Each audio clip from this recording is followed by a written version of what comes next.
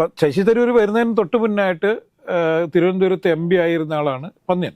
അതിനുശേഷം പിന്നീട് CPIക്ക് തിരുവനന്തപുരം തിരിഞ്ഞു നോക്കേണ്ടി വന്നിട്ടില്ല. കാരണം ശശി തരൂരിനോടൊന്നും ഏറ്റുമുട്ടി വിജയിക്കാൻ പറ്റുന്ന ഒരു സ്ഥാനാർത്ഥി യഥാർത്ഥത്തിൽ CPIയുടെ കയ്യിലില്ല. അല്ല, എന്നെ സംബന്ധിച്ചിടത്തോളം പറഞ്ഞാൽ അവരുടെ സ്ഥാനാർത്ഥി ലിസ്റ്റിൽ തൃശ്ശൂരും മാവേലിക്കരയും നല്ല സ്ഥാനാർത്ഥികളായിരുന്നു. ഫൈറ്റ് ചെയ്യാവുന്ന നല്ല സ്ഥാനാർത്ഥികൾ തന്നെയാണ്.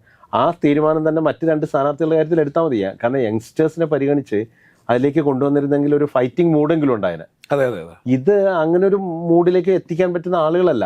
അല്ല, ഈ വയനാട്ടില് രാഹുൽ ഗാന്ധി മത്സരിക്കാൻ വേണ്ടി വരുന്നു എന്നുള്ളത് കൊണ്ട് മാത്രമാണ് ആനി രാജ വരുന്നത്. കാരണം ആനി രാജ ഒരു ദേശീയ നേതാവാണ്, രാഹുൽ ഗാന്ധി ഒരു ദേശീയ നേതാവാണ്. അപ്പോൾ രാഹുൽ ഗാന്ധിയെ നേരിടാൻ ഏറ്റവും ഒരു ദേശീയ നേതാവ് വരണം. പക്ഷെ വേറൊരു തമാശയുണ്ട്. ഇനി എന്തെങ്കിലും സംഭവിച്ച്, ഇനി എന്ത് സംഭവിക്കാമല്ലോ, ലോകമല്ലേ, എന്തെങ്കിലും സംഭവിച്ച് നാളെ ഭരണം കിട്ടിയത് വിചാരിക്കുക ഈ നമ്മുടെ ഇന്ത്യ മുന്നണിക്ക്, ആനി രാജ സപ്പോർട്ട് ചെയ്യേണ്ട ആളാണ്